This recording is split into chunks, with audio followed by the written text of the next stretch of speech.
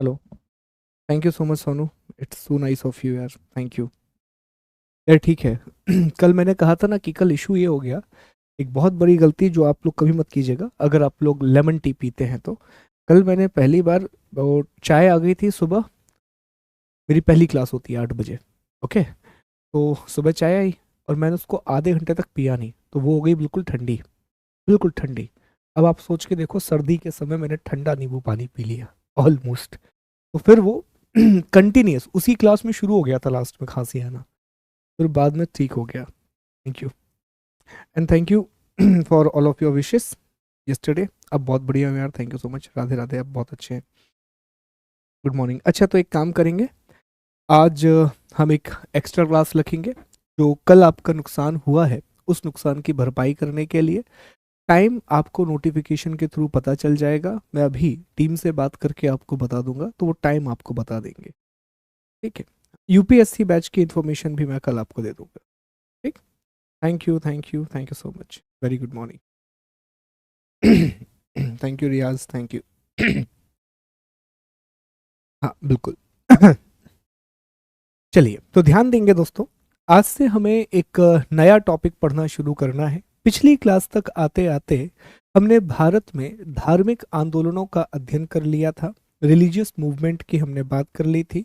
और कुछ टॉपिक मैंने आपको पढ़ने के लिए दिए थे, जैसे आजीवक संप्रदाय क्या है, भागवत संप्रदाय क्या है। मैं उम्मीद यही करता हूं कि आप लोगों ने वो टॉपिक पढ़ लिया होगा, क्योंकि जो इस अध्याय के प्रिंटेबल नोट्स हैं हिंदी और इंग्लिश में अलग अलग, वो आपको पहले ही प्रोवाइड करा दिए गए थे। आज की इस क्लास में और शायद अगली दो क्लासेस में हमें 16 महाजनपदों का अध्ययन करना है। 16 महाजनपद के बारे में पढ़ना है। देखिए, हमने ये जाना था कि जब आर्य भारत में आए तो वो छोटे छोटे कबीलों के रूप में, अलग अलग शाखाओं के रूप में भारत आए थे। आई विश कि आपको ये याद होगा कि आर्य बेसिकली मध्य एशिया की नोमैडिक ट्राइब थे। आर्य जो हैं वो सेंट्रल एशिया में रहने वाले एक खाना बदोश जनजाति थे, जो मुख्य रूप से पशुपालन का काम करते थे।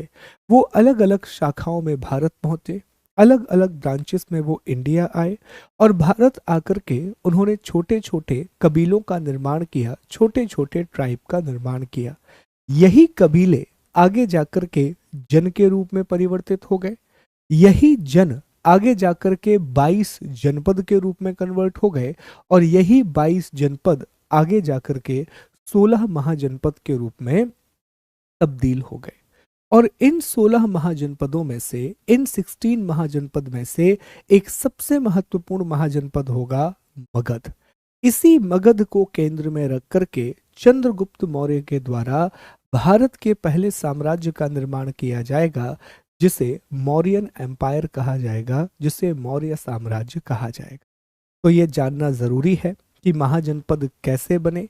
ये भी जानना जरूरी है कि कितने महाजनपद थे, उनकी राजधानी क्या थी, उनकी विशेषताएं क्या थी। आज आपको मैप बनाना होगा क्लास के साथ साथ, तो मैप वर्क भी करना है आपको। ठीक है। और यह भी हमें समझना होगा कि 16 महाजनपदों में से मगध में ऐसा क्या स्पेशल था कि वह महाजनपद एक एम्पायर बन गया, वह भारत का पहला साम्राज्य बन गया। और इसी अध्याय में हम जानेंगे भारत पर होने वाले पहले विदेशी आक्रमण के बारे में। देखिए, इस समय आपको पता चलेगा कि भारत पर जो सबसे पहला विदेशी आक्रमण हुआ वो ईरानियों के द्वारा किया जाएगा, वो पर्शियंस के द्वारा किया जाएगा। Persians were first to attack on India. वो पहले लोग होंगे जो भारत पर आक्रमण करेंगे। ठीक। और पर्शियंस जब अटैक करेंगे उनके बाद सिकंदर का आक्रमण होगा। सिकंदर, जिसे आप लोग अलेक्जेंडर द ग्रेट के नाम से भी जानते हैं, जो कि एक ग्रीक योद्धा था, जो कि एक यूनानी वॉरियर था। तो Greek warrior Sikandar, Greek warrior Alexander the great, यूनानी योद्धा सिकंदर महान का भारत आक्रमण भी हम देखेंगे। सेल्यूकस निकेटर के बारे में भी हम बात करेंगे और जानेंगे कि ग्रीक इन्वेजन का इंडिया पर क्या इम्पैक्ट हुआ, भारत पर इसका क्या प्रभाव हुआ। तो इस पूरे अध्याय में हमें इन्हीं बातों की चर्चा करनी है, इन्हीं बातों को हम डिस्कस कर रहे होंगे। महाजनपद क्यों आए, महाजनपद की विशेषता क्या है, 16 महाजनपद कौन से हैं, मगध का विकास कैसे हुआ और विदेशी आक्रमण इंडिया में कैसे हुए, फॉरेन इन्वेजन इंडिया में कैसे हुआ। ठीक। तो अब आप ध्यान दें इस चीज के ऊपर, इस बात पर विशेष तौर पर ध्यान दें कि जो टॉपिक मैं आपको पढ़ाने वाला हूं, प्रॉपर जैसे नोट्स अब तक हम बनाते आए हैं वैसे ही नोट्स आपको बनाना है।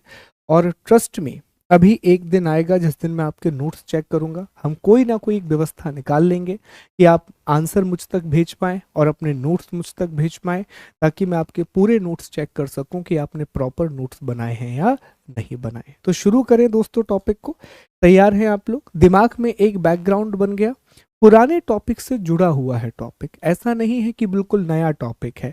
तो जहां पर अभी हमने वैदिक सभ्यता और ऋग्वैदिक सभ्यता का अध्ययन किया, उसी क्षेत्र में सिंधु घाटी और गंगा घाटी के क्षेत्र में ही अब महाजनपदों का विकास होगा, राइज ऑफ महाजनपद देखने के लिए मिलेगा। सो शैल वी स्टार्ट। अब देखो यार प्रभु, मुझे कई बार ना आपके सवाल बड़े अच्छे नहीं लगते हैं दोस्त। अब आप बताइए हम मॉडर्न हिस्ट्री कब पढ़ेंगे? आप ही लोग मुझे जवाब दीजिए, हम कब पढ़ेंगे मॉडर्न हिस्ट्री? आप में से ही कोई जवाब दे देगा कि सर मॉडर्न हिस्ट्री कब पढ़ेंगे। ठीक है, तो ये बड़ी सिंपल सी बात है कि अभी प्राचीन भारत चल रहा है, इसके बाद मध्यकालीन भारत शुरू होगा, फिर आधुनिक भारत शुरू होगा। वो तो क्रम है। ठीक है, वो क्या है? एक क्रम है। और वो भी मैं आपको बता देता हूँ, ठीक, वो भी उसके बारे में भी हम बात कर लेते हैं। चलिए अभी ध्यान दीजिए, आगे बढ़ते हैं, टॉपिक को आगे बढ़ाते हैं। अब कमेंट में बंद कर रहा हूँ, आप यहाँ देखेंगे, वो भी उसके बारे में भी हम बात करेंगे, स्यादवाद और अनिकांतवाद के बारे में भी मैं आपको अलग से इमेज डाल के समझा दूंगा। ठीक है, चलो अभी पहले महाजनपद के बारे में थोड़ी बेसिक चर्चा हम कर लेते हैं कि आखिर भारत में महाजनपद क्यों आ रहे हैं, उनके उदय के कारण क्या है। एक सेकंड देंगे आप बस मुझे।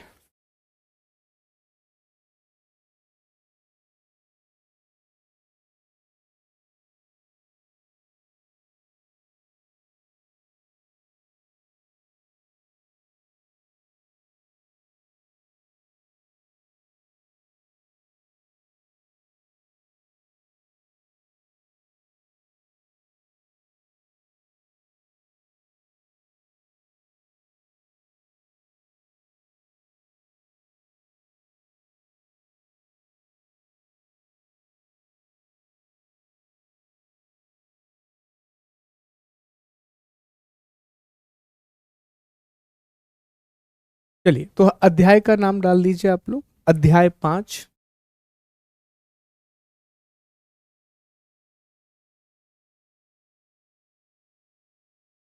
अध्याय 5, 16 महाजनपद, 16 महाजनपद।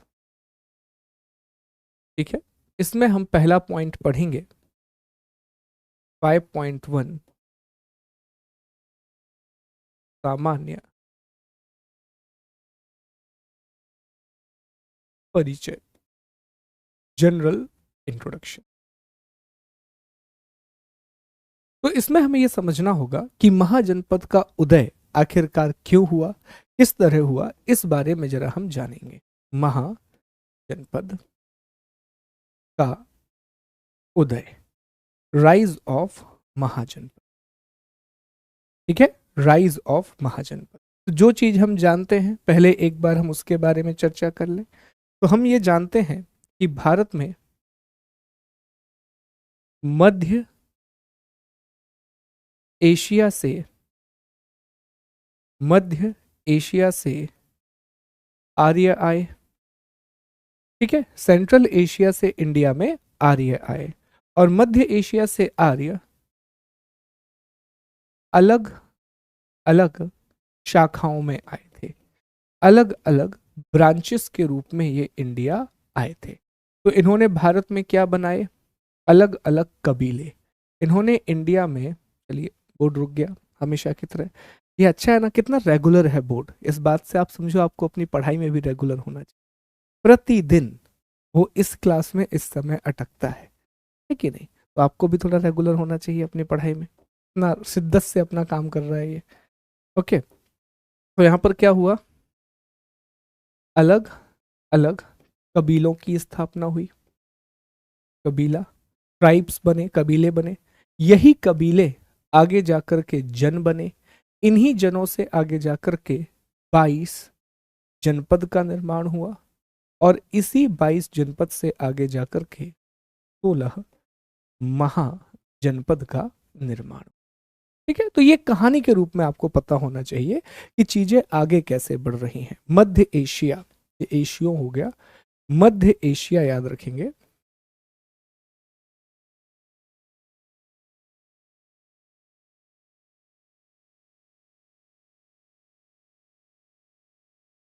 ठीक है, सेंट्रल एशिया से आर्यंस आते हैं। They came in a different branches, they establish their different kabilas और tribe. The kabilas eventually became janas, janas eventually became the 12 janapada 22 janapadas, 22 janapadas eventually became the 16 mahajanapadas. क्या बन गए? ये 16 महाजनपद बन गए। अब अगला सवाल ये पैदा होता है कि सर इनकी उत्पत्ति किस समय हुई, इनका समय काल क्या था, इनका टाइम पीरियड कब का था। तो इनका जो समय काल था, माना जाता है कि 4th सेंचुरी बीसी से 6th सेंचुरी बीसी तक था, अर्थात चौथी सदी ईसा पूर्व से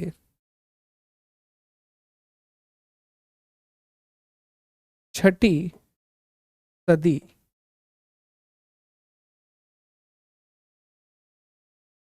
ईसा पूर्व तक। ठीक है, बिटवीन 4th, सॉरी उल्टा हो गया है,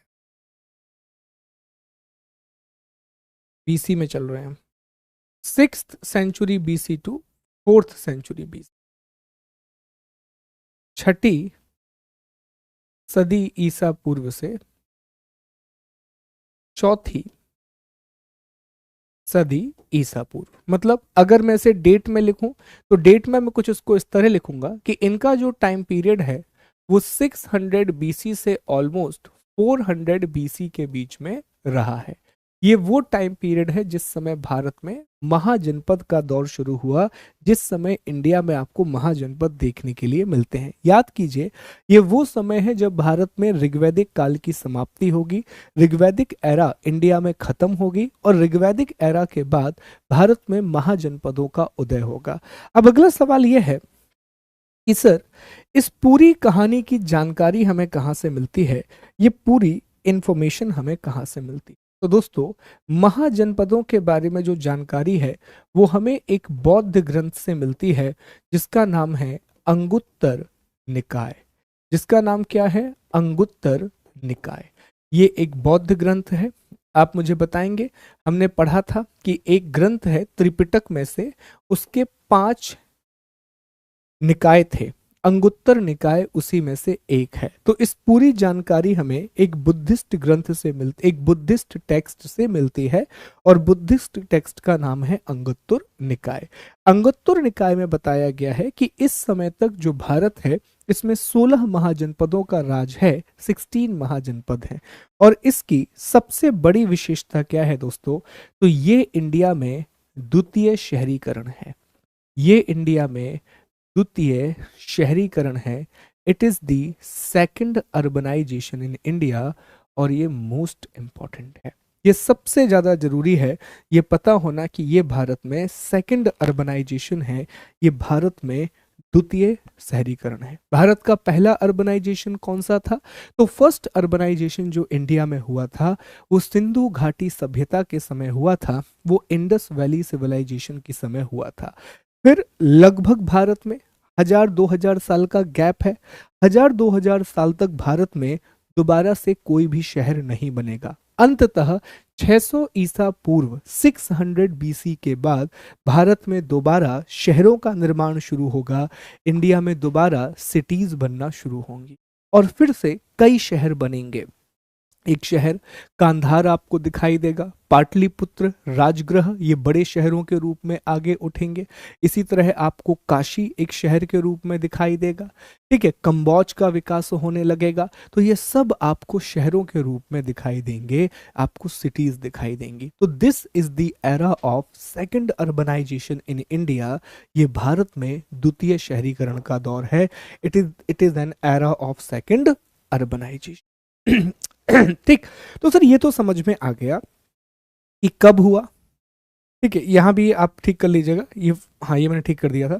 तो ये कहां से आए, कैसे बने, कब हुआ, ये बेसिक बातें हमें समझ में आ गई। अगला सवाल ये है कि सर ये कहां आखिर ये महाजनपद कहां बन रहे थे। तो महाजनपदों का विकास सिंधु घाटी वाले क्षेत्र में भी हुआ है, महाजनपदों का विकास गंगा घाटी वाले क्षेत्र में भी हुआ है, और एक महाजनपद दक्षिण भारत में भी दिखाई देता है। तो मुख्य रूप से महाजनपद उत्तर भारत में बने, नॉर्थ इंडिया में बने, और ये इंडस और गंगा के पास बने। अभी मैं आपको मैप दिखाऊंगा, उसमें सब आपको समझ में आए।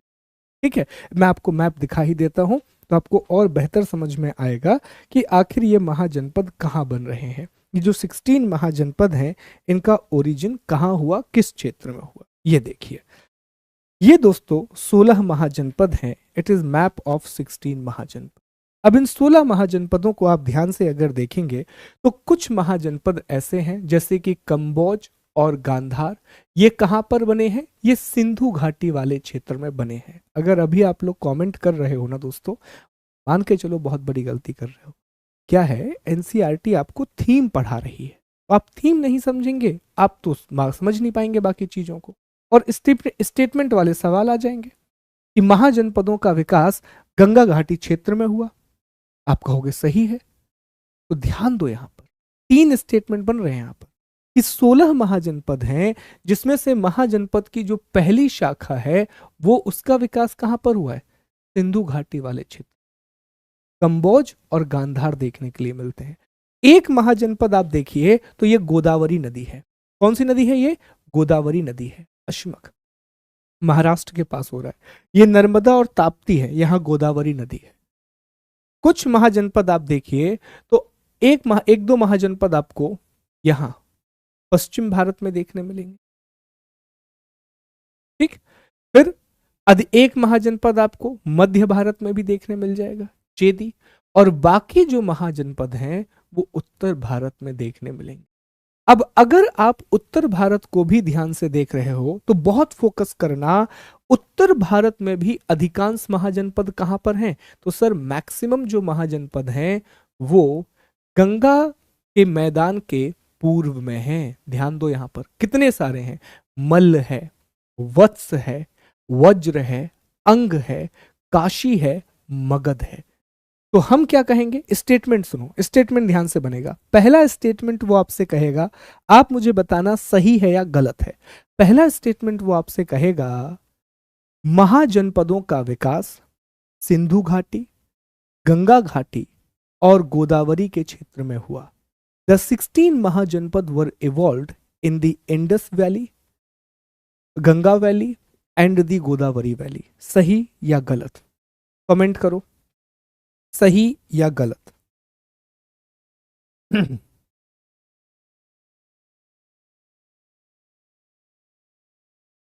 बताइए, सही है या गलत है, पहला स्टेटमेंट बताओ, सही है गलत है, कमेंट आ जाए, 1 मिनट आपके। सही है, ठीक है। दूसरा दूसरा स्टेटमेंट बोल रहा हूं मैं, ध्यान देना, बात को सुनना ध्यान से। दूसरा स्टेटमेंट यह है कि पूर्वी गंगा घाटी में सर्वाधिक महाजनपदों का विकास हुआ। The maximum mahajanapada were evolved in the eastern Ganga valley. बताओ सही है गलत है। Maximum mahajanapada were evolved in the eastern Ganga valley. अधिकांश महाजनपदों का जो विकास है वो पूर्वी गंगा घाटी में हुआ, बिल्कुल सही। सर दिख रहा है हमें, अगर इस मैप को आप ध्यान से देखो तो इस मैप में क्लियरली आपको दिख रहा है कि सर मल्ल, अंग्र, देखो मल्ल, व्रज, अंग, काशी, मगध, वत्स, ये सब पूर्वी क्षेत्र में बन रहे हैं। ठीक है, ये सब पूर्वी क्षेत्र में बन रहे हैं। तो गोदावरी में यस, मध्य भारत में यस, गंगा घाटी पूर्व में यस, इंडस वैली 16 महाजनपद, 16 महाजनपद। एक बार देख लो और अच्छे से मैप में, तो और क्लियर आपको समझ में है। ये कंबोज है, ये गांधार है, ये कुरु है, पांचाल, कौशल, मल्ल, वज्र, काशी, अंग, मगध, वत्स्य, चेदी, अवंती, मत्स्य, सूरसेन, अश्मक। अश्मक सबसे दक्षिण में कौन सा है? अश्मक है। सबसे उत्तर में कौन सा है? कंबोज है। सबसे पूर्व में कौन सा है? अंग है। अंग, अंग सब ईस्टर्न मोस्ट, नदर्न मोस्ट क्या होगा? कंबोज, सदर्न मोस्ट क्या होगा? अश्मक। ठीक है, सदर्न मोस्ट क्या होगा? अश्मक होगा। तो ये हमें देखने के लिए मिलते हैं, और एक प्रकार से देखा जाए तो शायद ये अवंती भी आपको सबसे आखिर में देखने मिलेगा, अवंती। तो ये देखने के लिए मिल रहा है। ये 16 महाजनपद हैं, 16 महाजनपद हैं। चलो अब वापस आते हैं। थोड़ा थोड़ा जानकारी आपको हो गई, पूरी तो नहीं पर थोड़ी थोड़ी जानकारी आपको हो चुकी है। अब हमें दो बातों की चर्चा करनी है। हमें ये डिस्कस करना है कि सर हम इसका सामान्य परिचय तो समझ गए, लेकिन आप ये बताइए कि सेकंड पॉइंट में महाजनपद, महाजनपद के उदय के कारण, reason behind the rise of, अरे ये क्या होता, reason behind the rise of mahajan. बोलो यस और नो। ये समझना जरूरी है कि आखिर महाजनपद का उदय कैसे हुआ, वाई महाजनपद एक्चुअली रोज। चलो एक एक करके समझते हैं। पहला कारण देखो, इसका सबसे पहला कारण था लोहे का कुशल प्रयोग, लोहे का कुशल प्रयोग, इफेक्टिव यूज ऑफ आयरन। कहां कहां पर होने लगा था? तो लोहे का प्रयोग कृषि, एग्रीकल्चर, जंगलों की कटाई, जंगलों की कटाई अर्थात एफोरेस्टेशन, डिफोरेस्टेशन, सॉरी, डिफोरेस्टेशन के लिए, ठीक है, और हथियार, हथियार तथा युद्ध। ये पहला रीजन था कि हम आयरन का अच्छा यूज करने लगे। दूसरा कारण यह था कि जो कृषि है, कृषि का विकास हो गया था, डेवलपमेंट ऑफ एग्रीकल्चर, और कृषि में विकास होने की वजह से अब अधिशेष उत्पादन होने लगा है। अब अधिशेष उत्पादन होने लगा है, अब सरप्लस प्रोडक्शन होने लगा है। और उम्मीद है कि आपको याद होगा कि हमने सिंधु घाटी सभ्यता में सरप्लस प्रोडक्शन के बारे में पढ़ा था, अधिशेष उत्पादन के बारे में पढ़ा था। और ये जो अधिशेष उत्पादन है, ये जो सरप्लस प्रोडक्शन है, इसका परिणाम क्या हुआ? तो इसका परिणाम होगा व्यापार, इसका परिणाम होगा ट्रेड। तो तीसरा कारण क्या हो जाएगा दोस्तों? तीसरा कारण हो जाएगा नवीन व्यापार व व्यवसाय, न्यू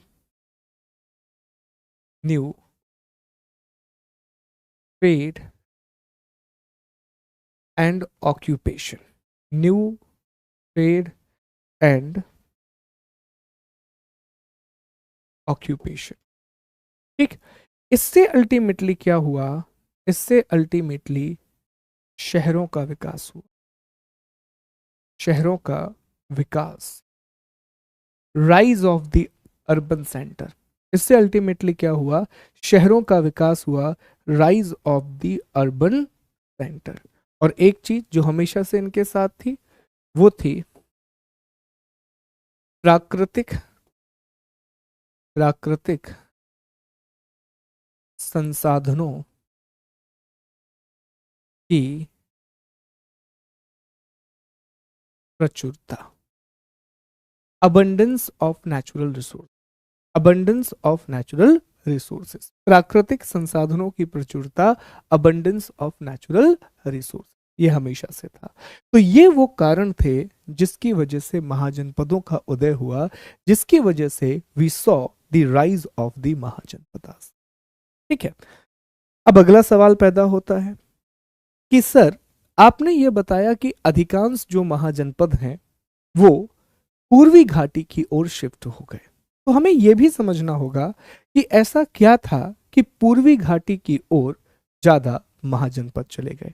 तो इसको हम ऐसे समझ सकते हैं, अगर हम समझना चाहें तो, कि सर जो महाजनपद हैं उनका विभाजन कैसे था, वितरण, सॉरी, महाजनपदों का वितरण, महाजनपदों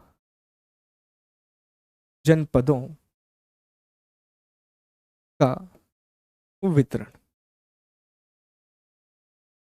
ठीक है, समझते हैं इस बात को। तो देखें, सिंधु घाटी क्षेत्र, सिंधु घाटी क्षेत्र, इंडस वैली रीजन, यहां पर हमें दो महाजनपद देखने मिलते हैं। ठीक है, एक गांधार देखने मिलता है और कंबोज, उनका नाम बाद में लिख लेंगे, अभी बस इतना लिख लें कि दो महाजनपद हमें इस क्षेत्र में देखने के लिए मिलते हैं। गोदावरी की घाटी, गोदावरी घाटी, गोदावरी वैली, तो यहां हमें एक महाजनपद देखने के लिए मिलता है जो आप जान रहे हैं कि अशमक। ठीक है, पश्चिम व मध्य भारत, पश्चिम और मध्य भारत, यहां हमें दो महाजनपद देखने मिलते हैं, एक अवंती है और अवंती के अलावा चेदी जनपद देखने के लिए मिलता है, वेस्टर्न एंड सेंट्रल इंडिया। फिर आता है गंगा घाटी,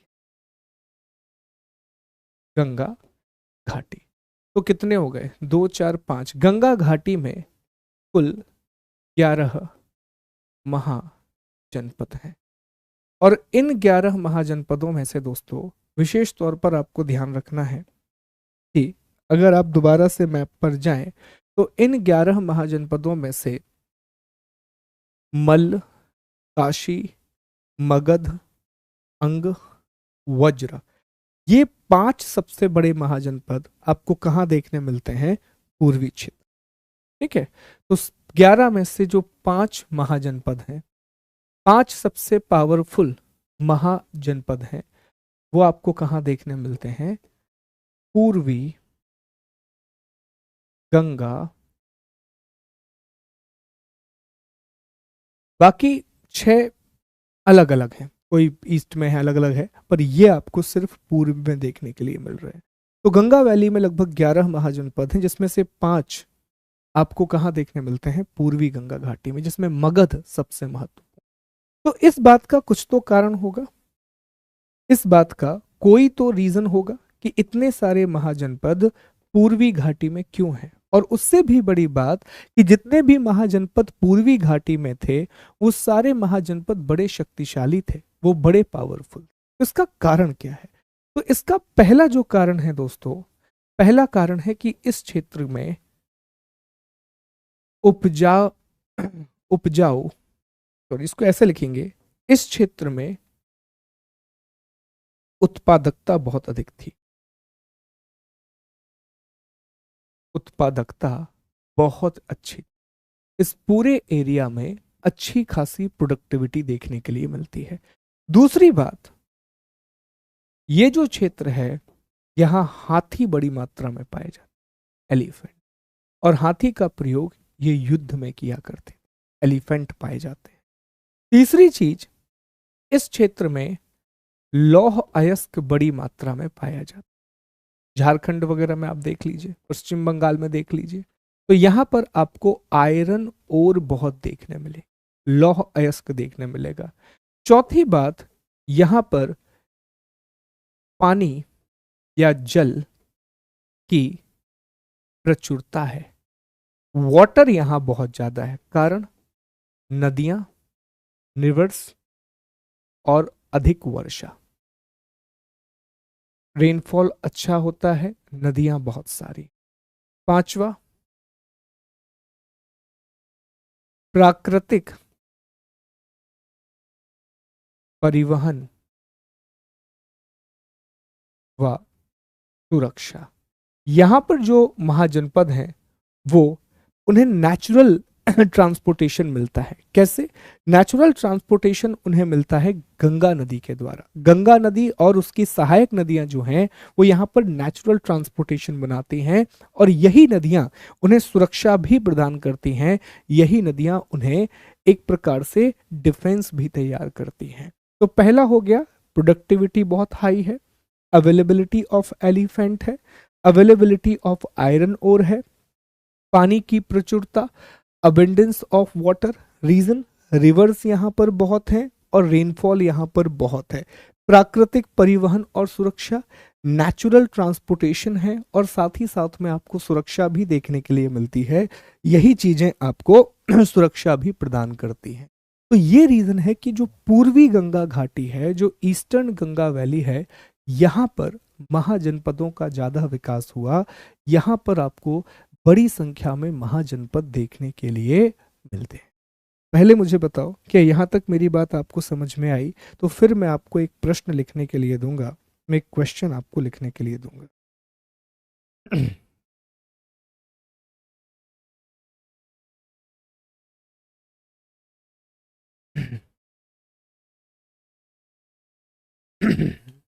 यहां तक मेरी बात समझ में आई?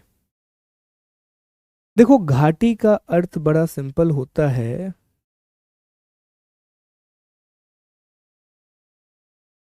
घाटी का अर्थ ये हुआ मैदानी इलाका।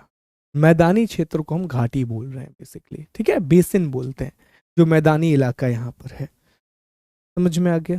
क्लियर है? कंसेप्चुअल बातें हैं पूरी की पूरी। तो एक प्रश्न लिख लिया जाए।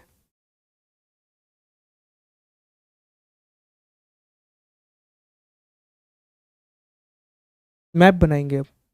इंग्लिश में फिर से बता दूं? ठीक है। No no no no no no no, एक मिनट एक मिनट, सुपर सिंह, गलत सुना आपने। मैंने वहां पर क्या लिखा दोस्त? देखो देखो, इसीलिए थोड़ा सा फोकस करना चाहिए दोस्त, ठीक है। देखो मैंने क्या लिखा था, 22 जनपद 16 महाजनपद बने हैं।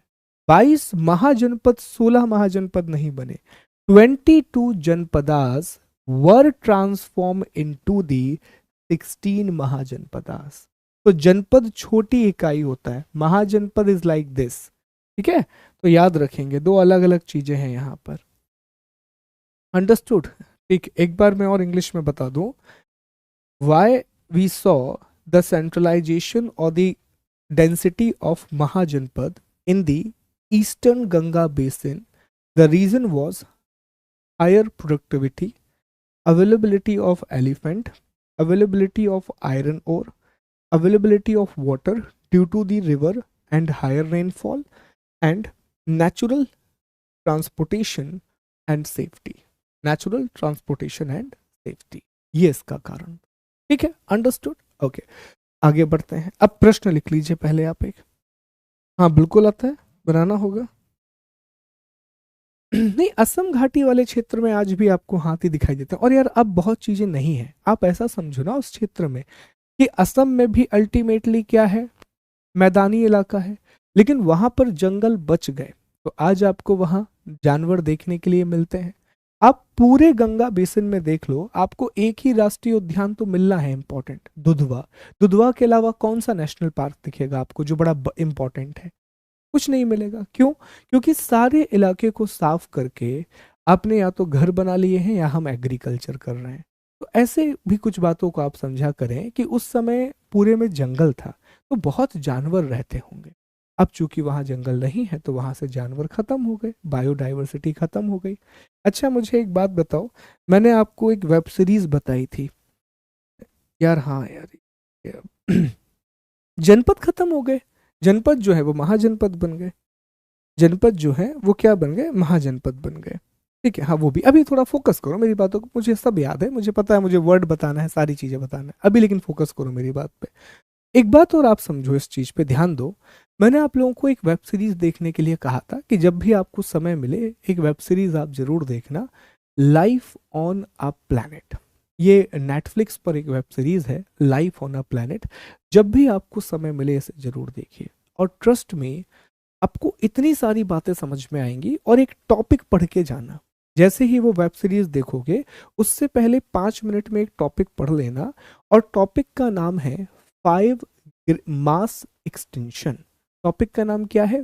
5 मास एक्सटेंशन, जिसे कहा जाता है हिंदी में 5 महान विलुप्तियां। ऐसा माना जाता है कि अब तक पृथ्वी पर 5 बार पूरी पृथ्वी का विनाश हो चुका है। 5 ऐसे क्षण आए हैं जब हमारी पूरी अर्थ डिस्ट्रॉय हो चुकी है। अगर हम वैदिक धर्म की बात भाषा में कहें तो 5 बार पृथ्वी पर महाप्रलय आ गया है, और उस महाप्रलय की वजह से 5 बार पृथ्वी की 99% जातियों का, 99% स्पीसीज का सफाया हो चुका है। तो वो आप थोड़ा सा पढ़ेंगे और फिर उसे देखेंगे, आपको बड़ा मजा आएगा। ट्रस्ट में आपको बहुत सारी चीजें अपने आप समझ में आने लगेंगी। ठीक, चलिए आगे बढ़ते हैं, अगले टॉपिक पर आते हैं। महाजनपदों का वितरण हो गया, डिस्ट्रीब्यूशन ऑफ महाजनपद की हमने बात कर ली। अब हमें यह समझना होगा कि सर 16 महाजनपद कौन थे। तो अब हम 16 महाजनपदों के नाम लिखेंगे और उनकी राजधानी, लेकिन उससे पहले ये चीजें मैं आपको याद करवाऊंगा।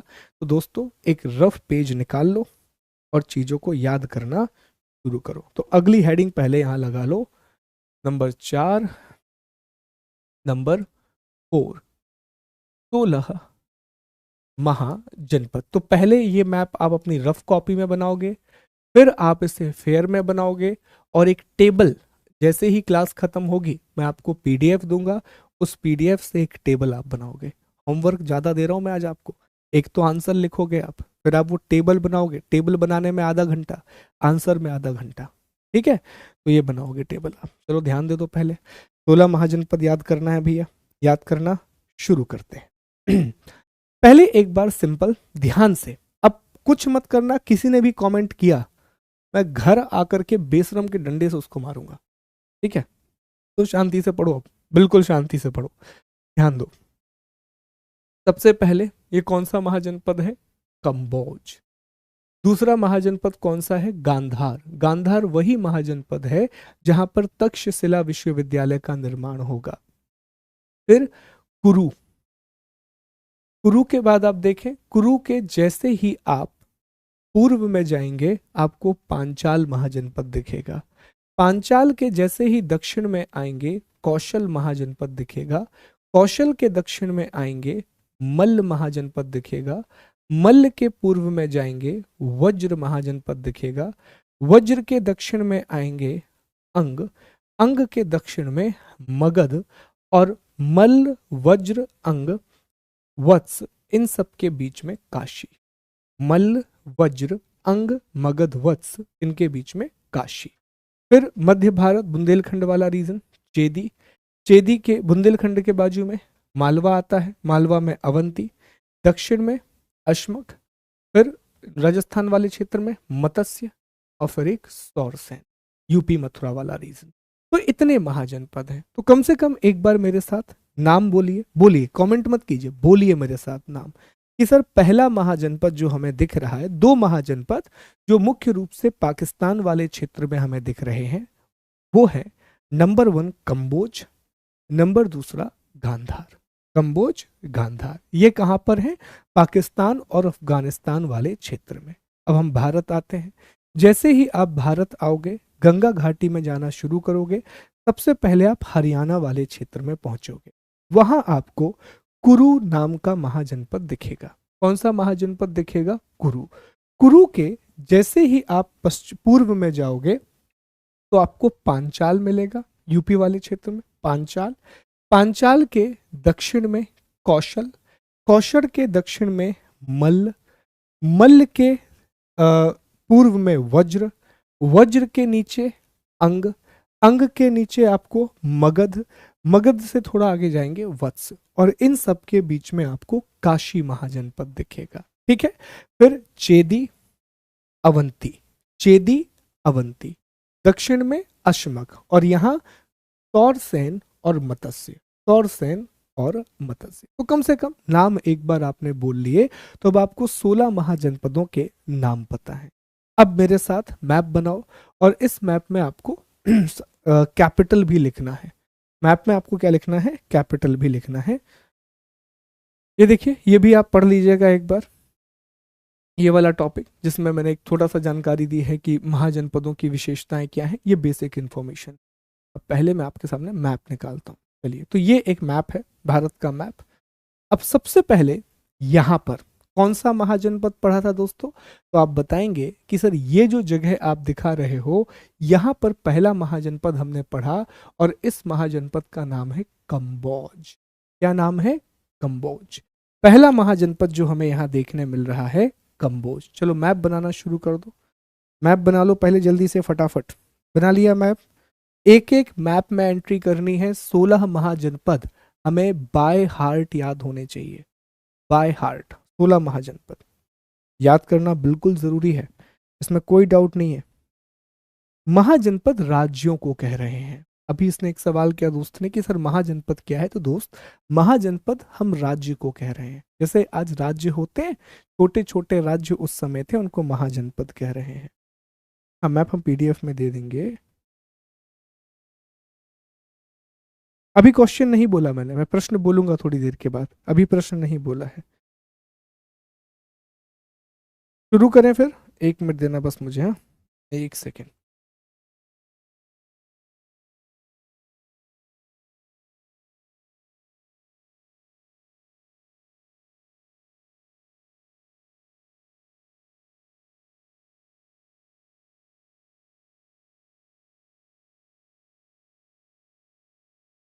चलिए, तो सबसे पहला जो महाजनपद हमें यहाँ दिख रहा है वो है कंबोज। कंबोज की 2 कैपिटल मानी जाती है, हाटक, और हाटक के अलावा एक और इसकी राजधानी है दोस्तों, और उस राजधानी को कहा जाता है पुंछा। तो आप यहीं लिख दीजिएगा इसके बाजू में, इसकी 2 कैपिटल मानी गई हैं। एक मानी गई है हाटक, और हाटक के अलावा दूसरी कैपिटल है पुंछा। तो आप लिख लीजिए पुंछा।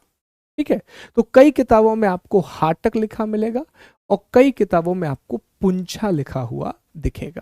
तो ये हमारा पहला महाजनपद, फर्स्ट महाजनपद। बोलना भी है और बनाना भी है। चलो अब मेरे साथ रिपीट करो। पहला महाजनपद कौन सा है? कंबोज। पहला कौन सा है? कंबोज। कहां पर है सर? वर्तमान पाकिस्तान में है।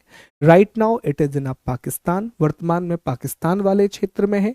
राजधानी क्या है सर? 2 राजधानियां हैं, एक है हाटक और दूसरी है पुंछा। कई किताबों में हाटक और कई जगह पर आपको पुंछा देखने के लिए मिलेगा, कई जगह पर पुंछा या पुंछ आपको देखने के लिए मिलेगा। ठीक, चलो आगे बढ़ेंगे। पुंछ, आगे बढ़े।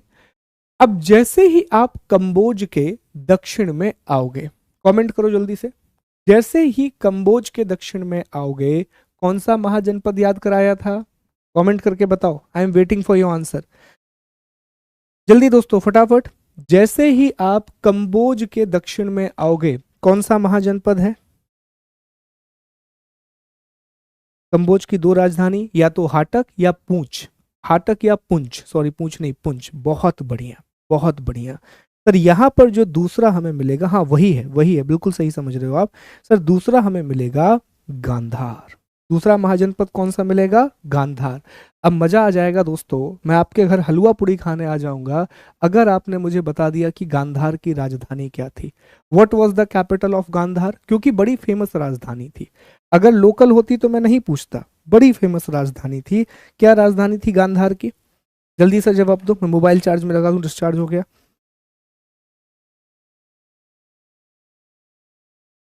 क्या राजधानी थी गांधार की? फटाफट आंसर करो।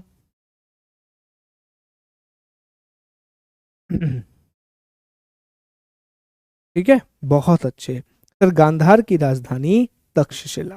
तक्षशिला बहुत इंपॉर्टेंट है दोस्तों, तक्षशिला बहुत ज्यादा इंपॉर्टेंट है। गांधार की कैपिटल तक्षशिला, और ये भी पाकिस्तान वाले क्षेत्र में आता है, पाकिस्तान वाले रीजन में आता है। तक्षशिला क्यों इंपॉर्टेंट है सर? तक्षशिला इसलिए इंपॉर्टेंट है क्योंकि यहीं पर भारत की माना जाता है कि सबसे पुरानी जो यूनिवर्सिटी इंडिया में बनी थी वो तक्षशिला में बनी थी। और महान कौटिल्य जिनके बारे में हम पढ़ने वाले हैं, माना जाता है कि महान कौटिल्य ने अपना अध्ययन तक्षशिला में ही किया था। तो तक्षशिला में भारत की सबसे पुरानी यूनिवर्सिटी हमें देखने मिलती है, द तक्षशिला यूनिवर्सिटी, जो उस समय पाकिस्तान वाले क्षेत्र में आती थी। ठीक है, चलिए आगे बढ़ते हैं। अब मुझे बताओ, अब हम वर्तमान भारत में प्रवेश करेंगे। उस समय तो ये भी भारत ही था, आप सभी जान रहे हैं, लेकिन अब हम वर्तमान भारत में प्रवेश करेंगे। जैसे ही हम भारत आए थे तो हमें यहां पर एक महाजनपद मिला था। कमेंट करके जवाब दो, कौन सा महाजनपद मिला था हमें यहाँ पर?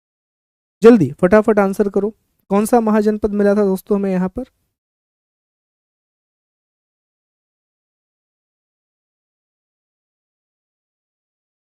कौन सा महाजनपद मिला था? बहुत बढ़िया सर, ये जो महाजनपद है ये हरियाणा और मेरठ वाले क्षेत्र में है। कहां पर है? हरियाणा और मेरठ वाले क्षेत्र में है, और इस महाजनपद का नाम है कुरु। दिल्ली, हरियाणा, मेरठ, कुरु। और कुरु की दो राजधानियां मिलती हैं, एक ये इंद्रप्रस्थ, और कई किताबों में इसकी राजधानी आप लिख लीजिएगा हस्तिनापुर। कई किताबों में क्या लिखा हुआ है?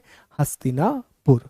तो हमें कुरु की दो कैपिटल देखने मिलती हैं, एक है इंद्रप्रस्थ और दूसरी राजधानी हमें हस्तिनापुर भी देखने के लिए मिलती है। तो अब तक हमने तीन महाजनपद याद कर लिए, बोलो यस और नो। पहला हमने कौन सा याद किया सर? सबसे पहले तो आया कंबोज। कंबोज के जस्ट नीचे आया गांधार। कंबोज के नीचे क्या आया दोस्तों? गांधार आया। ओके, फिर हमने कौन सा याद किया? कुरु। अब एक बार मेरे साथ जवाब देना, कंबोज की राजधानी क्या थी सर? दो कैपिटल बताई आपने, एक बताया हाटक और दूसरा बताया पूंछ। गांधार की राजधानी क्या थी? तक्षशिला। कुरु की राजधानी सर दो कैपिटल बताई हैं आपने, एक इंद्रप्रस्थ और दूसरा हस्तिनापुर, और हस्तिनापुर का जिक्र महाभारत में किया गया है, महाभारत में इसका उल्लेख किया गया है। वेरी गुड, महाभारत में किया गया है, बहुत सही आपने कहा। ठीक है, चलिए क्लियर है, बोलो यस और नो, क्लियर है या नहीं है? क्लियर, ठीक है, चलो आगे बढ़ते हैं। अब जैसे ही हम कुरु के थोड़ा सा मतलब दक्षिण पूर्व में जाएं तो यहां हमें कौन सा महाजनपद भी दिखा था दोस्तों? कौन सा महाजनपद दिखा था? कमेंट करके बताओ सर। यहां पर हमें मिलता है पांचाल। अब पांचाल भी आप कनेक्ट करें कि पांचाल भी किससे जुड़ा हुआ है? सब जुड़ा हुआ है महाभारत से। पांचाल भी किससे जुड़ा हुआ है? तो आप कहेंगे कि सर ये भी महाभारत से जुड़ा हुआ है। ठीक है, किससे जुड़ा हुआ है? महाभारत से जुड़ा हुआ है। और इसकी राजधानी क्या है? अहिच छत्र, जो कि बरेली यूपी में आता है। तो पांचाल मुख्य रूप से यूपी के बरेली वाले रीजन में था, और इसकी कैपिटल है अहिच छत्र। अहिच छत्र इसकी कैपिटल है। कई जगह पर काम्पियाला भी इसकी राजधानी मिलेगी, पर अहिच छत्र इसकी राजधानी मानी जाती है। तो ये याद रखिए। कितने महाजनपद हो गए सर? चार महाजनपद हो गए, चार। Number one Kamboja, number two Gandhara, number three Kuru, number four Panchala. Panchala UP में है, कुरु हरियाणा वाले क्षेत्र में है मुख्य रूप से। अब जैसे ही हम पांचाल के थोड़ा सा पूर्व की ओर गए थे, दक्षिण पूर्व की ओर, हमें क्या मिला था सर? कौशल। बहुत इंपॉर्टेंट महाजनपद, बहुत इंपॉर्टेंट कौशल। अब जो कौशल है इसकी राजधानी है दोस्तों श्रावस्ती। राजधानी क्या है? श्रावस्ती। अब श्रावस्ती का उल्लेख हमने कहाँ किया था? तो याद कीजिए, जब हम गौतम बुद्ध के बारे में पढ़ रहे थे तो हमने पढ़ा था कि गौतम बुद्ध ने अपने सबसे ज्यादा उपदेश, जो उनके मैक्सिमम सरमन है, वो उन्होंने कहाँ पर दिए हैं? तो जवाब आया था सर श्रावस्ती। तो Shravasti is the capital of Kaushal, और ये किस क्षेत्र में आता है? उत्तर प्रदेश वाले रीजन में, जो फैजाबाद है। माना जाता है कि जहां पर आज फैजाबाद है वहीं पर श्रावस्ती हुआ करता था। ठीक है, बताइए क्लियर है?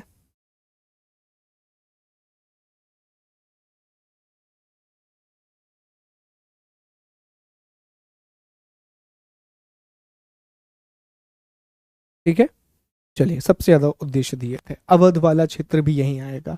तो भैया 5 हो गए, कंबोज, गांधार, कुरु, पांचाल, कौशल। जैसे ही 8 होंगे मैं रिवीजन कराऊंगा आपके लिए। चलिए आगे बढ़ते हैं। इसके बाद छठवा, मल्ल। मल्ल बताएगा कोई क्यों इंपॉर्टेंट है मल्ल? मल्ल के बारे में हमने पढ़ा था, कुशीनगर। मल्ल कुशीनगर यूपी में आता है, मल्ल की राजधानी कुशीनगर यूपी वाले क्षेत्र में आता है। Why Malla is important? Malla जो कि कुशीनगर वाले रीजन में आता है, क्यों जरूरी है? कमेंट करके बताएंगे कोई। मल्ल किस लिए जाना जाता है दोस्तों? मल्ल इज फेमस फॉर, उसमें मैप ड्रॉ करना क्या, सिंपल मैप बना लो यार, उसमें ये तो ड्राइंग है, ये बेसिक चीज है। बहुत बढ़िया सर, गौतम बुद्ध का महापरिनिर्वाण, और महापरिनिर्वाण का चिन्ह क्या था? तो सर महापरिनिर्वाण का चिन्ह था स्तूप। महापरिनिर्वाण का चिन्ह क्या था? Stupa. Stupa was basically the representation of Mahaparinirvana. ठीक है, चलिए। तो अगला हमें क्या देखने मिलता है? मल्ल। और मल्ल कहाँ पर है? कुशीनगर यूपी। ठीक है, 6 महाजनपद हो गए हमारे। इसके बाद थोड़ा आगे आप बढ़ेंगे तो अगला जो, लाइट चली गई सॉरी यार, अगला जो आपको देखने मिलेगा, काशी। काशी, और काशी की राजधानी हम सभी जानते हैं, काशी जो है वर्तमान बनारस यूपी वाले क्षेत्र में। काशी कहाँ पर है? वर्तमान बनारस वाले क्षेत्र में देखने के लिए मिलता है काशी।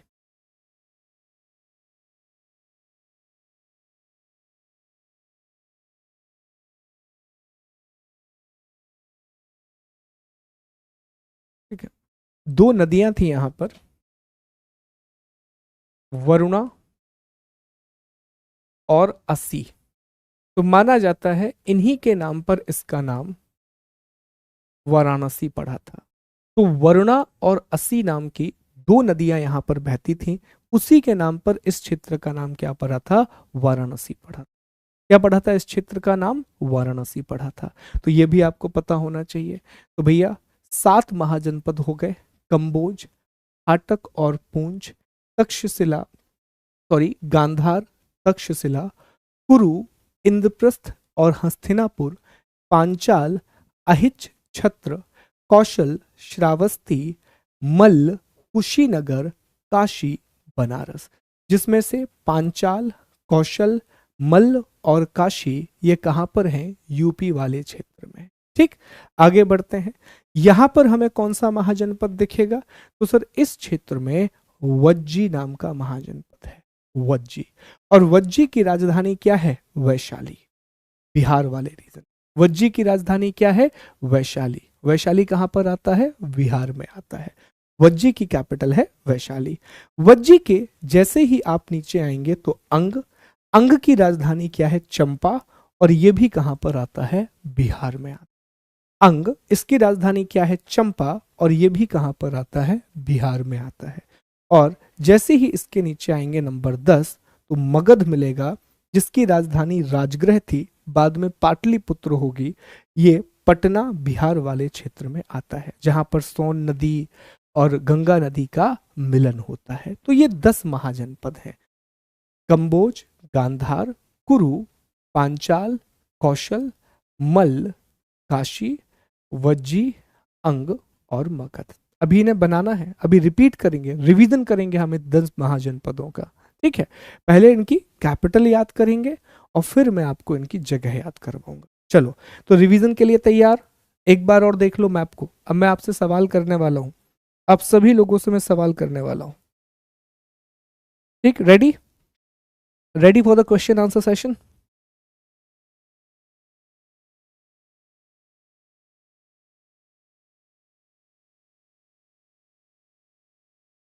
जल्दी बताओ, रेडी और नॉट? क्या बात है, राजेश कह रहे हैं कि वो वहीं से हैं। क्या बात है, बहुत बढ़िया।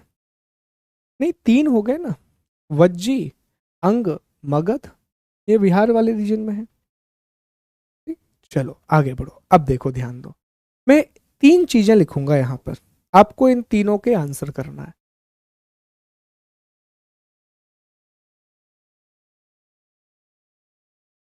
ठीक है, तो यहां सबसे पहले मैं लिख रहा हूं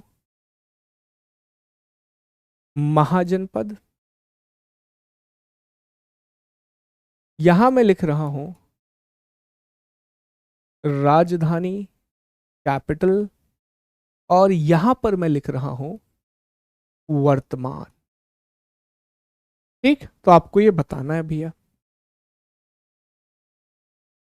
चलो, सबसे पहले नंबर वन, नंबर वन हमने कौन सा पढ़ा था? तो सर सबसे उत्तरी और सबसे पश्चिमी Mahajanapada Kamboja, number one. Answer करो, कंबोज की राजधानी क्या थी दोस्तों? What was the capital of Kamboj?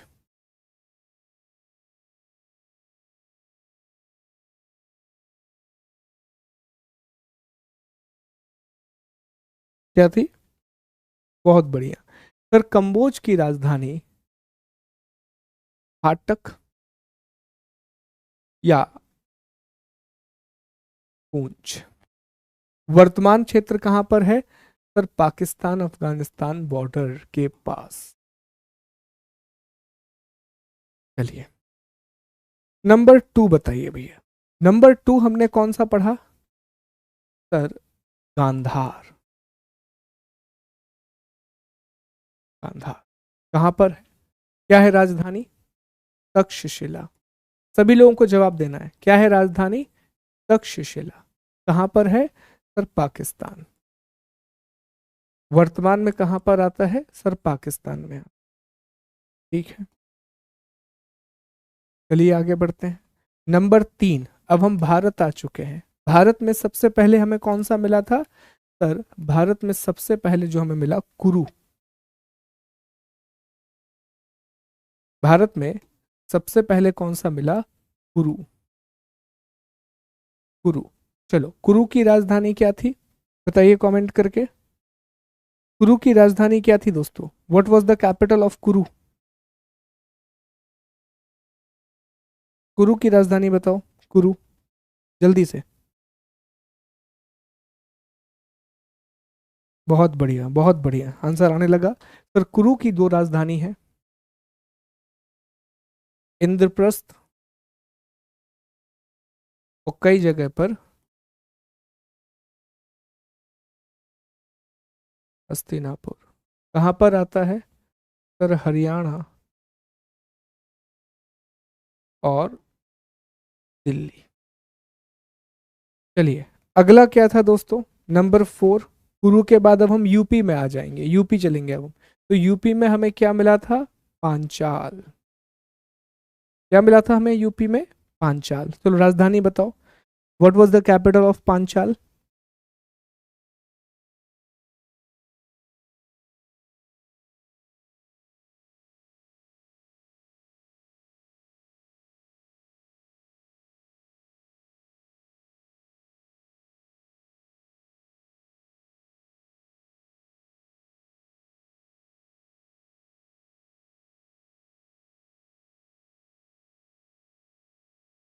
Answer दीजिए। बहुत बढ़िया सर, पांचाल की राजधानी है अहिच छत्र। वर्तमान में कहाँ आता है? यूपी बरेली वाले रीजन में। बरेली की बर्फी, झुमका गिरा रे बरेली के बाजार में, बड़ी फेमस जगह बरेली। चलिए, पांचाल के बाद हम कहाँ पर आए थे दोस्तों? पांचाल के बाद अगला महाजनपद कौन सा था? पांचात्र के बाद अगला महाजनपद कौन सा था? तो जवाब आना चाहिए सर, अगला है कौशल।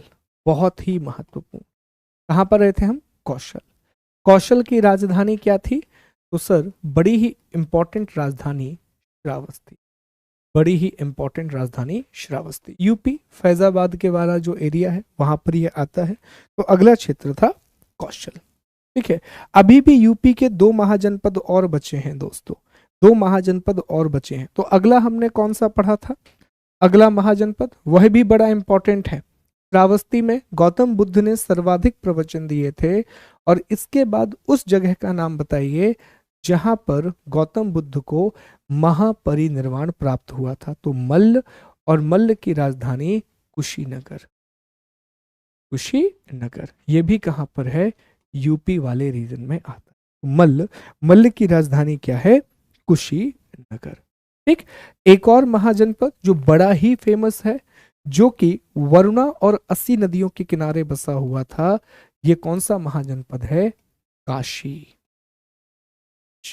और काशी की राजधानी बनारस। बनारस, वाराणसी, वरुणा और अस्सी नदियां, ये भी कहाँ आता है? यूपी में। तो यूपी के ये मुख्य रूप से चार महाजनपद हो गए दोस्तों। एक तो पांचाल हो गया, कौशल हो गया, मल्ल हो गया और काशी हो गया। बताओ यहां तक याद हुआ? 7 महाजनपद हमने कंप्लीट कर लिए। अब हमें चलना है बिहार वाले क्षेत्र में। ठीक, अब हम बिहार आ जाएंगे। 7 महाजनपद कंप्लीट हो गए। 7।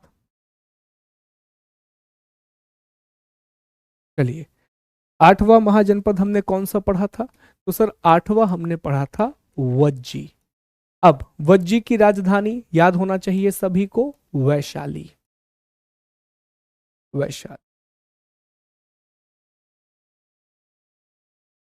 ठीक। फिर आगे बढ़ते हैं। वज्जी के बाद हम कहां गए थे? अंग। सबसे पूर्वी है ये, ईस्टर्न मोस्ट अंग। अंग की राजधानी चंपा। और ये भी कहां पर आता है? बिहार में आता। और फिर हम कहां गए दोस्तों? सबसे महत्वपूर्ण महाजनपद मगध। मगध की राजधानी राजगृह। और ये कहां पर है? तो सर ये पटना, बिहार में आता है। ये पता होना चाहिए दोस्तों। इन 10 महाजनपदों के बारे में हमने पढ़ लिया।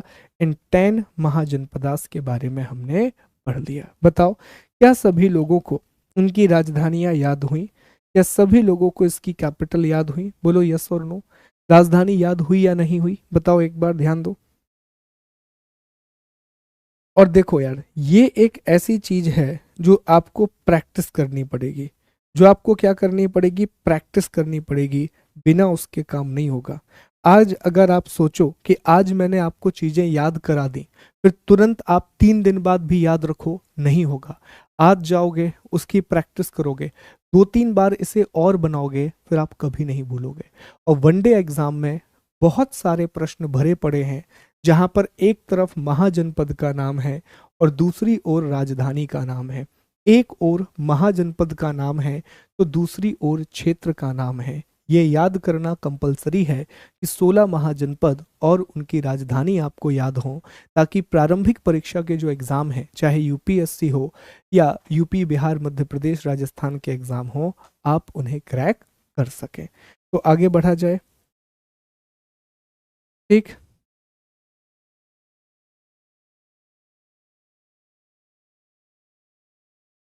चलो आगे बढ़ते हैं। अब हम 11वें महाजनपद की ओर आगे बढ़ेंगे। याद करना उतना मुश्किल नहीं है, चीजें आसानी से याद हो जाएंगी। तो 11वां जो महाजनपद है दोस्तों, ये है वत्स। ये कौन सा महाजनपद है? ये है वत्स। और वत्स की राजधानी है कौशाम्बी। क्या है राजधानी? कौशाम्बी। ये इलाहाबाद यूपी वाले रीजन में आता है। वत्स के बाद अब दक्षिण भारत आ जाइए। तो दक्षिण भारत में आप जान रहे हैं अशमक, जिसकी राजधानी पोटली है और ये गोदावरी नदी के क्षेत्र में है। गोदावरी नदी, अशमक।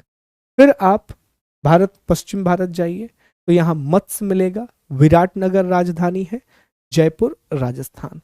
मत्स्य के बाद यहाँ आपको सूरसेन मिलेगा, जो मथुरा में है। सूरसेन कहाँ पर है? मथुरा में है दोस्तों। फिर यहाँ अवंती, जिसकी राजधानी महिष्मती है, उज्जैन मध्य प्रदेश।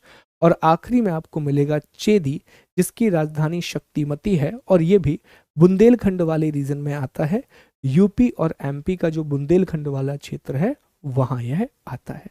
तो 11वां हो गया वत्स, अगेन यूपी में आएगा ये भी। ठीक है। फिर हो गया 12वां अशमक, जो कि महाराष्ट्र वाले रीजन में आता है। फिर आ गया 13 नंबर पे मत्स्य, विराटनगर। 14वां हो गया सूरसेन। 15 हो गया अवंती। 16 हो गया चेदी। तो यूपी में अधिकांश है। यूपी में आप देखें तो सूरसेन, वत्स, ये, फिर 4, ये 6, 7 के आसपास जो महाजनपद हैं वो यूपी वाले क्षेत्र में आते हैं। ठीक, तो ये दोस्तों आपके 16 महाजनपद हैं।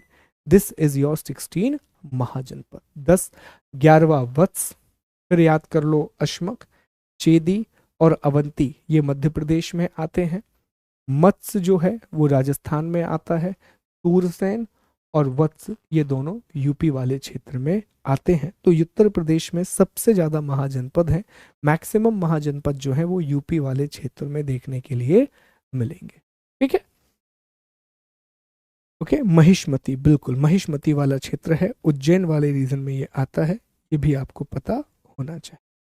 ठीक, अब ये मैप हो गया। अब आपको जो होमवर्क में दे रहा हूं, आपको क्या करना होगा दोस्तों कि आपको एक टेबल प्रिपेयर करनी है। ये देखो, ये मैंने एक टेबल बना दी है यहाँ पर, जिसमें हर एक महाजनपद के बारे में लिखा हुआ है। मैं अभी आपको पढ़ाऊंगा और फिर ये टेबल आप घर पे प्रिपेयर करोगे। ठीक है, तो इस टेबल में देखें आप, जैसे पहला जो महाजनपद यहाँ आपको दिख रहा है उसमें अंग के बारे में जानकारी दी गई है।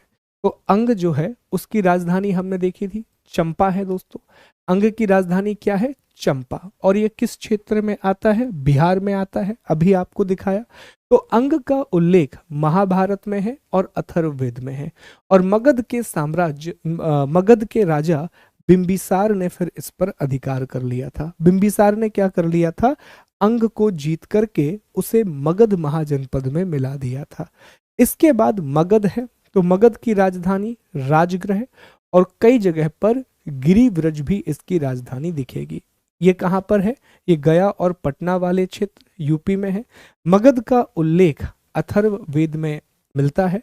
चंपा नदी इसे 2 भागों में बांटती है। यह मगध जैन धर्म का केंद्र बनेगा और यहीं पर पहली बौद्ध संगति की आयोजन होगा, और यही क्षेत्र आगे जाकर के मौर्य साम्राज्य बन जाएगा, मौर्यन एम्पायर बन जाएगा। इसके बाद है काशी। इसकी राजधानी, इसकी जो कैपिटल है वो काशी ही है। आधुनिक स्थान बनारस है। वरुणा और असी नाम की नदियों से मिलकर के वाराणसी नाम पड़ा है, जिसका उल्लेख मत्स्य पुराण में मिलता है। यह एक शक्तिशाली महाजनपद है। यहाँ कपड़ा और घोड़ों के व्यापार के लिए प्रसिद्ध है। फिर है कौशल। कौशल की राजधानी श्रावस्ती है और यह अवध वाले क्षेत्र में है। यहाँ की राजा प्रसेनजीत बुद्ध के समकालीन थे और प्रसेनजीत की बहन का विवाह बिंबिसार के साथ हुआ था। इंग्लिश में भी है। फिर आप आगे बढ़ेंगे दोस्तों तो और भी लिस्ट आगे बढ़ेगी और लिस्ट में अन्य महाजनपदों की जानकारी मिलेगी। तो इन सब के बारे में आपको पढ़ना है दोस्तों, और ये लिस्ट आपको बना करके आनी है। तो यहाँ तक चीजें आप ध्यान रखेंगे, विशेष तौर पे इनको पढ़ लेंगे और लिख लेंगे। फिर हम आगे बढ़ेंगे दोस्तों और चर्चा करेंगे अगली क्लास में मगध के उत्कर्ष के बारे में, राइज ऑफ मगध के बारे में। तो आपका होमवर्क क्या है? होमवर्क है कि आपको ये मैप बनाना है। दूसरा, एक प्रश्न में दे रहा हूं उसका उत्तर लिखना है, और तीसरा ये टेबल बना करके आनी है। ये 3 काम आपको करने हैं। प्रश्न क्या है वो लिख लीजिए जरा आप लोग। प्रश्न लिखिए और इसका जवाब आपको 100 शब्दों में लिखना है, 100 वर्ड में। प्रश्न लिखिए, भारत में 16 महाजनपदों के उदय के मुख्य कारण क्या थे? What were the main reasons behind the rise of 16 महाजनपद in India? अधिकांश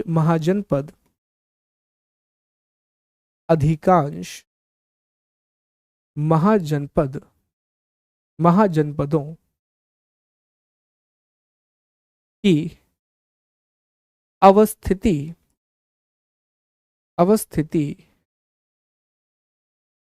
पूर्वी गंगा घाटी में क्यों थी? ये एक ही प्रश्न है दोस्तों, अलग अलग नहीं है। भारत में 16 महाजनपदों के उदय का मुख्य कारण क्या था, और अधिकांश महाजनपदों की अवस्थिति पूर्वी गंगा घाटी में क्यों थी? इंग्लिश में एक बार रिपीट करूंगा मैं प्रश्न को। वॉट वर दी, लिख लीजिए, what were the reasons, what were the reasons behind the rise of 16 Mahajanpadas, 16 Mahajanpadas, and why maximum Mahajanpadas, and why maximum Mahajanpadas were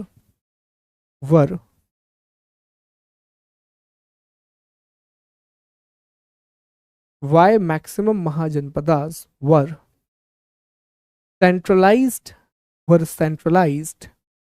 at eastern Ganga valley, at eastern Ganga valley. ठीक, ये PDF class के तुरंत बाद आपको मिल जाएगा। आज अगर दूसरी क्लास होगी तो आज ही रख लेंगे, अन्यथा कल 100% आपकी दूसरी क्लास होगी, मतलब कल 2 क्लासें होंगी आपकी, एक क्लास हमें कवर करना है इसलिए। ठीक, आज कोशिश होगी कि आज ही ले लिया जाए, तो मैं टीम से बात करके आपको बता दूंगा। ठीक, थैंक यू सो मच। ये प्रश्न लिखिए, जवाब लिखिए, फिर आपसे अगली क्लास में मुलाकात होगी।